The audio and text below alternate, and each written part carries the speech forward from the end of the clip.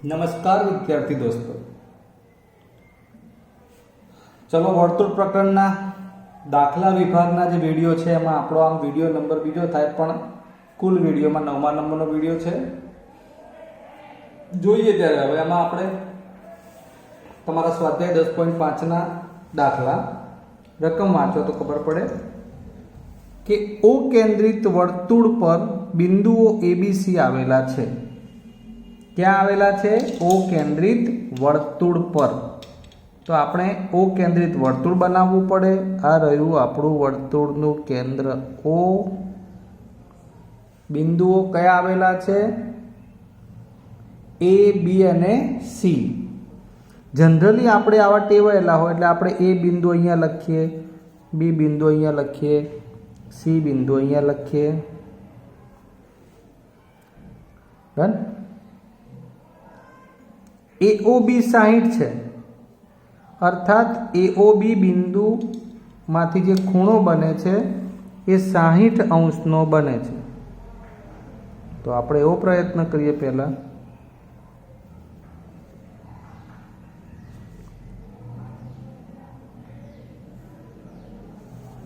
AOB 60 अंशनो खूणो बनावવો पड़े। BOC आ B लईए अहीं। BOC एनु माप केटलुं लेवानुं छे? 30 अंश। तो खूणा BOC ने 30 ना मापनो बतावी दईए।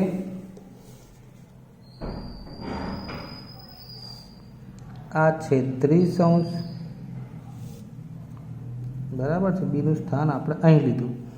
AOB 60 अंश, BOC 30 अंश। तो પછી ખબર ના પડી જાય कि आ बंनेनु टोटल करो तो केटलुं थाय? 60 + 30 90 थाय।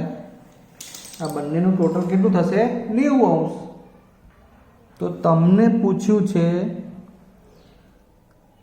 चाप ABC सिवायना वर्तुळ पर बिंदु D होय એટલે આ ચાપ ABC એટલે આ ABC આટલો ભાગ। આ ABC સિવાય વર્તુળ પર ક્યાંય પણ બિંદુ D હોય તો ખૂણો ADC શોધો। अर्थात आपणे आ खूणो ADC शोधवानो छे।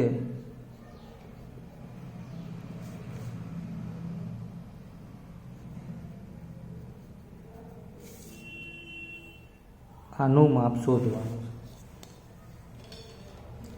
चलो सौथी पहला तो हूँ आकृति जरा उल्टी करी नाखुं એટલે તમને खबर पड़े कि आवुं केम कर्युं छे। तो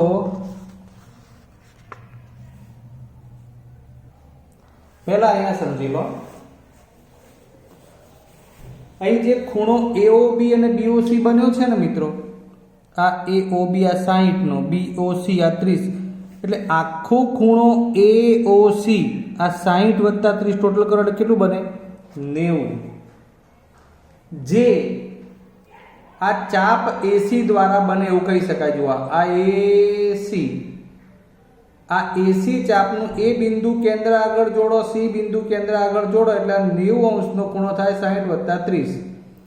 तो आ AC चापनु हवे जोजो A बिंदु D आगळ जोड़ो અને C बिंदु थी D आगळ रेखाखंड बनाવો એટલે आ ખૂણો ADC बने। અહીંયા ADC વખતે A અને C આવે છે, AOC વખતે પણ A અને C આવે છે।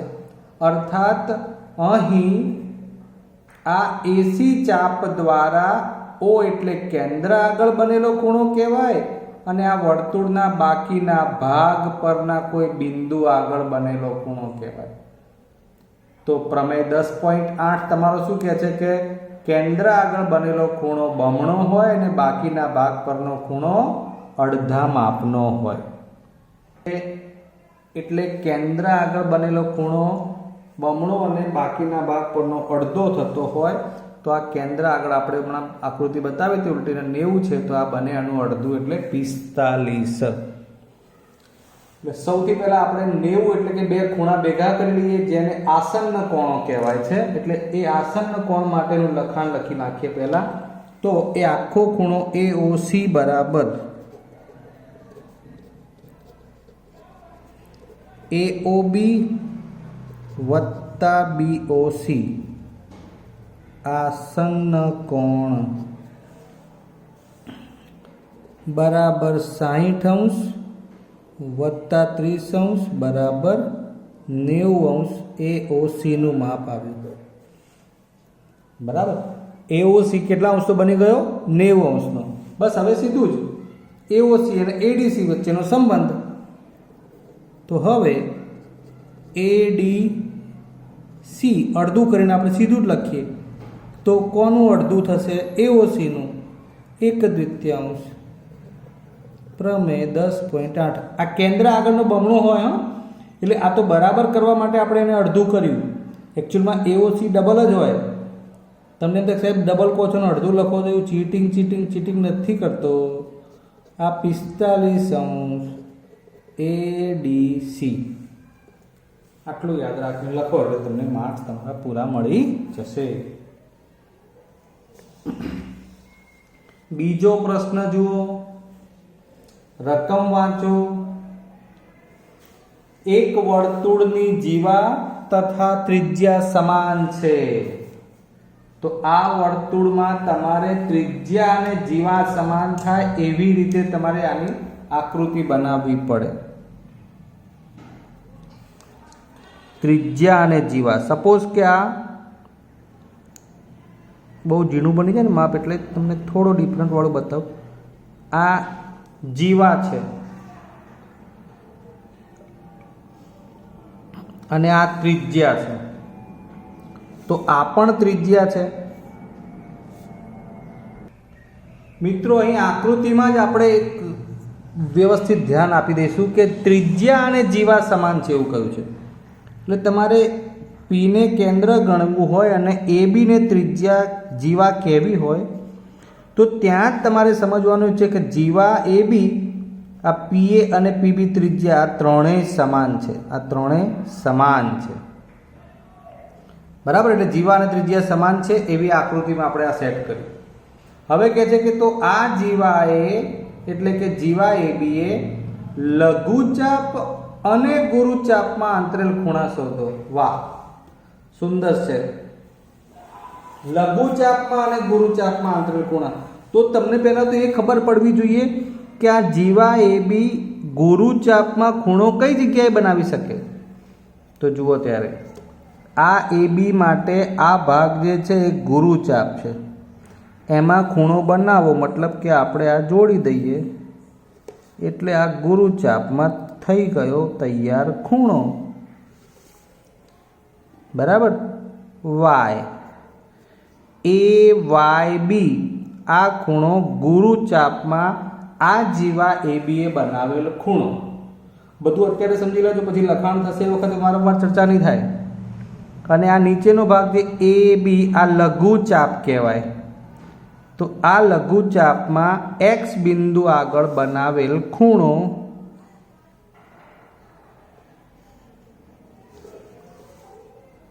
AXB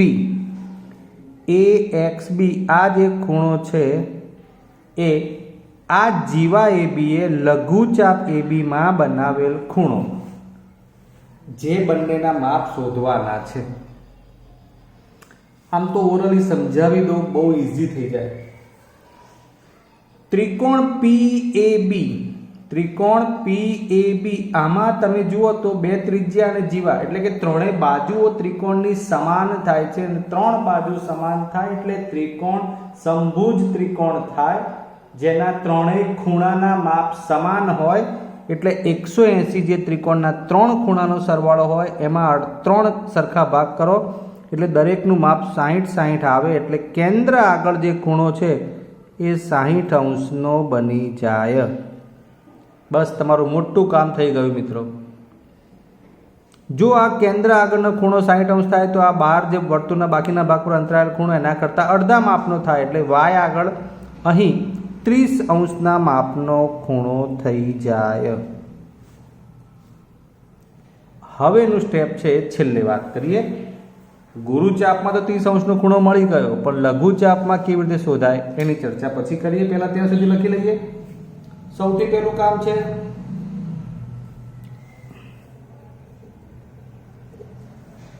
આપણે જે કર્યું છે એ લખવાનું છે કે પી કેન્દ્રિત વર્તુળમાં અહીં પી કેન્દ્રિત વર્તુળમાં જીવા AB બરાબર ત્રિજ્યા PA બરાબર PB. એટલે આનો અર્થ એવો થયો કે ત્રણેય માપ સરખા છે. x એ લઘુચાપ તથા y એ ગુરુચાપ પર છે. એટલે બંને બિંદુઓના સ્થાન આપી દીધા. હવે બધું કામ આપણું પૂર્ણ થઈ જાય છે આકૃતિ મુજબ. એટલે આપણે સીધું લખવાનું છે કે હવે ત્રિકોણ APB એમાં તમને શું જોવા મળ્યું? મુખ્ય બાબત તો એમાં તમને AP બરાબર PB બરાબર AB છે એવું જોવા મળે છે.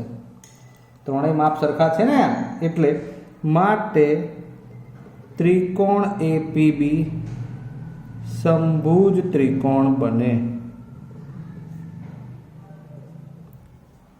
તેથી તેના ત્રણેય ખૂણા સમાન હોય. કારણ ત્રણ બાજુ સમાન હોય તો ત્રણ ખૂણા પણ સમાન હોય, અને માટે આપણને જે જોઈએ છે એ ખૂણાનું માપ આપણે સીધું લખીએ અહીંયા કે ખૂણો APB બરાબર 1/3 ગુણ્યા 180 બરાબર 60 હવે APB તમને મળી ગયો 60 જે કેન્દ્ર આગળ બનેલો ખૂણો છે. આ બાકીના ભાગ પરનો ખૂણો લઈ લઈએ. એટલે હવે પ્રમેય 10.8 પ્રમાણે સીધું જ લખીશું આપણે કે માટે ખૂણો AYB બરાબર 1/2 APB પ્રમેય 10.8 કેન્દ્ર આગળ બમણું બાકીના ભાગ પર અડધું એ પ્રમાણે 1/2 ગુણ્યા 60 માટે ખૂણો AYB બરાબર 30. ચલો એક માપ પાછું બીજું આવી ગયું. આ ગુરુચાપમાં આંતરિક ખૂણો મળે. હા, હજુ લઘુચાપનું કામ બાકી છે મિત્રો. કેવી રીતે મળે હવે ધ્યાન આપી રાખો. ચતુષ્કોણ AXBY વિચારો. AXBY જેના ચારેય શિરોબિંદુ વર્તુળ ઉપર છે, એટલે એવા ચતુષ્કોણને ચક્રીય ચતુષ્કોણ કહેવાય. અને માટે એ ચક્રીય ચતુષ્કોણ હોય તેમાં સામસામેના ખૂણાનો સરવાળો 180 થાય. એટલે એ સ્ટેટમેન્ટ અનુસાર હવે આપણે આ AXY નું માપ લાવી દઈએ કે અહીં AXBC એક જ વર્તુળ પર છે. માટે ચતુષ્કોણ AXBC ચક્રીય ચતુષ્કોણ છે. અને માટે હવે સીધું લખી નાખીએ કે ખૂણો y વત્તા ખૂણો x બરાબર 180.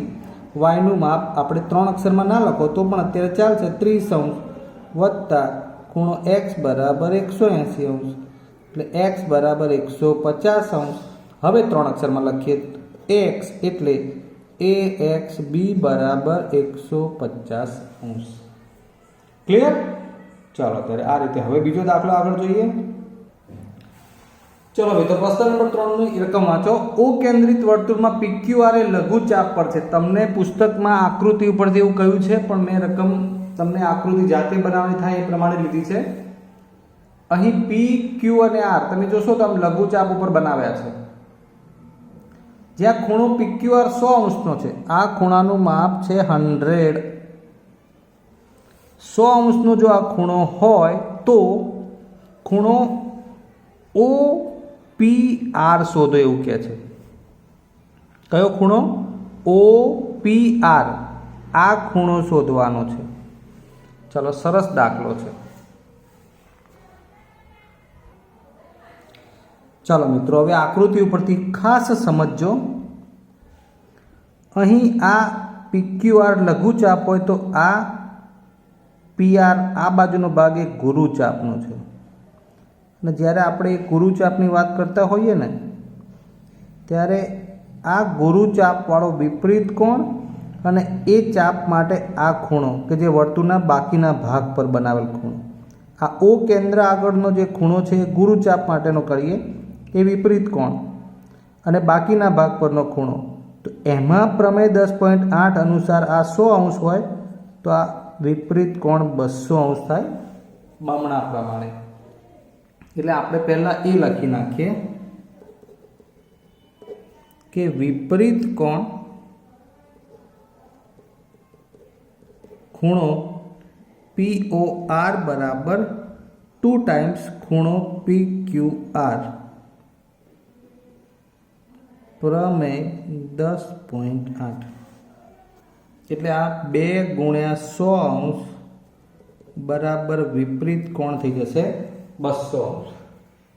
હવે તમે એ જાણો છો કે આખા વર્તુળમાં ટોટલ આ ખૂણો અહીંથી શરૂ કરીને અહીં સુધી 200 બને, પણ આખું ફેરવીને આમ વિચારો તો એ ટોટલ 360 આપતું હોય. એટલે એ 360 માટે આટલો ખૂણો ધ્યાનથી જોજો, આટલો ભાગ મેં જે કર્યો આ એ ત્રિકોણ POR એનો અંદરનો ખૂણો છે. એટલે બને કેવું કે ખૂણો ત્રિકોણ માટેનો POR વત્તા વિપરીત કોણ POR 360 અંશ થતું હોય. એટલે આ 200 એ વિપરીત કોણના, આ અંદરનો ખૂણો એ જે શોધવો છે અને એ 360 જોડે સરખાવો એટલે અંદરનો ખૂણો POR 200 સામે જશે એટલે બાદ થશે 160 અંશનો આવશે. બસ આટલું આવી ગયું એટલે તમારું કામ સરળ. બરાબર છે. આ અંદરનો ખૂણો POR, આ ત્રિકોણ POR માટે અંદરનો ખૂણો 100 અંશ કહું છું, આ જે ભાગ કટ બતાવું છું તે 160 અંશનો. અને હવે આપણે આ ત્રિકોણ POR માટે વિચારીએ તો જુઓ OP અને OR ત્રિજ્યાઓ છે, એટલે આ બંને ખૂણા સમાન થાય. 160માંથી 160 જે છે ટોટલ 180માંથી 160 બાદ થાય એટલે આ બંનેને સમાન વહેંચો એટલે 10-10 અંશના થાય. એટલે હવે આપણે ટૂંકમાં લખીએ, તમારું લખાણ થોડુંક તમને ઓકવર્ડ પડતું હશે.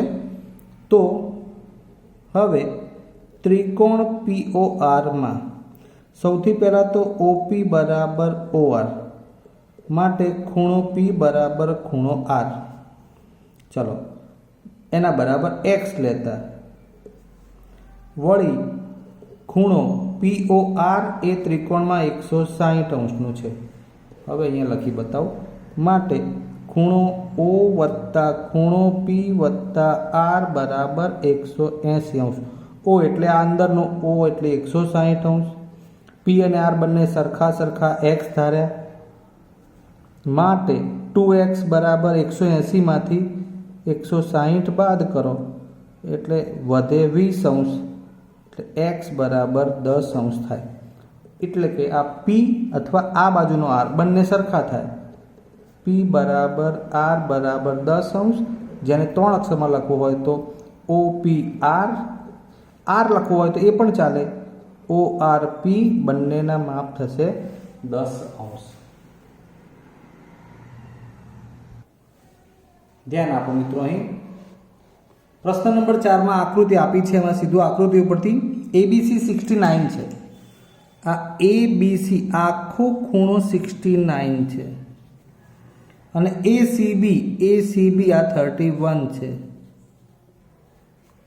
BDC પૂછ્યો છે, BDC આ ખૂણો શોધવાનો છે. ઝડપથી સમજી જવાય એવી વાત છે, આકૃતિ ઉપરથી ખબર પડી જાય કે BDC અને બીજો કયો ખૂણો સમાન થશે તો BAC, કારણ એક જ વૃત્તખંડના ખૂણા થશે.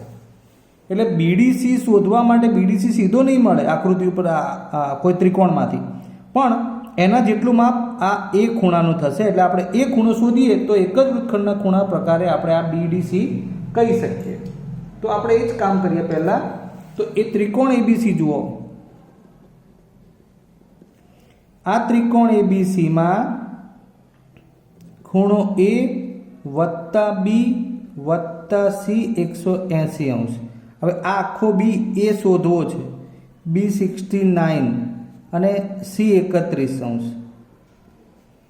માટે ખૂણા એનું માપ એ 180 માંથી આ 60 ને 30 90 ને 10 100 એટલું બાદ કરો એટલું થાય અને માટે ખૂણો એ કે જેને આપણે 3 અક્ષરમાં લખીએ તો BAC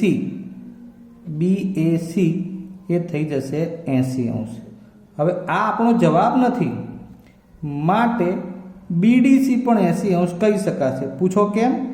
તો BDC અને BAC બંને એક જ વૃત્તખંડના ખૂણા છે.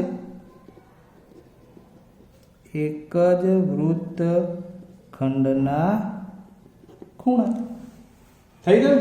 એટલે આપણો સરળ દાખલો છે. ટોપિક યાદ હોવો જોઈએ. ચાલો મિત્રો હજી એક દાખલો જોઈ લઈએ. અહીં ચતુષ્કોણ વર્તુળ ઉપર ABCD બિંદુઓ એવી રીતે આપેલા છે, આકૃતિ મુજબ જ છે કે જેમાં AC રેખાખંડ અને BD રેખાખંડ બંને E બિંદુમાં છેદે છે. અહીં આ E બિંદુ, BEC 130, BEC આ 130 છે, ECD આ 20° છે. હવે સમજો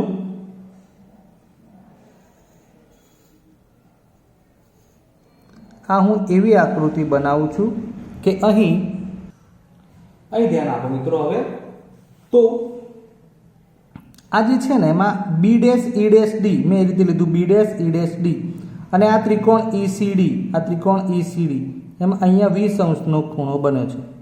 પહેલાં તમે આ સમજી લો એટલે એમાં ડાયરેક્ટ ખબર પડી જશે. આ જે છે એ 130° છે જેને બહિષ્કોણ કહેવાય. ત્રિકોણ EDC અથવા CDE નો આ બહિષ્કોણ બનતો હોય તો બહિષ્કોણ બને તો એનું માપ આ 20° અને આ D બંનેના સરવાળા જેટલું થતું હોય. બસ એ જ વસ્તુ તમારે આમાં વિચારવાની છે કે જુઓ ત્રિકોણ ECD એમાં તમે D થી આમ લંબાવો છો એટલે B બિંદુ સુધી, તો આ થઈ ગયો બહિષ્કોણ જે આ C અને આ D ના સરવાળા જેટલો હોય. બસ આ ક્લિયર થશે એટલે તમને ઓટોમેટિક જવાબ આવી જશે. અહીં જવાબ છે આપણો આન્સર. AC અને BD E માં છેદે છે જેથી ખૂણો BEC એ ત્રિકોણ ECD નો બહિષ્કોણ બને. આ જ મહત્વની બાબત. અને માટે આ બંને અંતઃસન્મુખ કોણ જે હું બ્લુ પેનથી બતાવું છું એ બંનેને 3 અક્ષરમાં લખું તો ECD વત્તા EDC એનું માપ આ બહિષ્કોણ જેટલું થાય એટલે કે BEC જેટલું થાય. અર્થાત હવે મૂલ્ય મૂકો. ECD જે 20° છે, ખૂણો EDC જે શોધવાનો છે અને BEC 130° આપેલ છે માટે EDC નું માપ થશે 130 માંથી 20 જશે એટલે 110°. આમ આપણો આ જવાબ નથી પણ જુઓ ખૂણો EDC કહો કે BDC કહો આ એક જ રેખા ઉપર છે અને માટે તમે કહી શકો કે ખૂણો BDC બરાબર પણ 110°, કારણ કે B' E' D એટલે કે સમરેખ બિંદુઓ છે. તો આમ તમને આજે પણ આપણે 10.5 સ્વાધ્યાયના દાખલા ગણાવ્યા. હવે વધુ ટૂંકા પ્રશ્નો માટે આવતી વખતે મળીશું. ત્યાં સુધી રજા લઈએ. જય હિન્દ.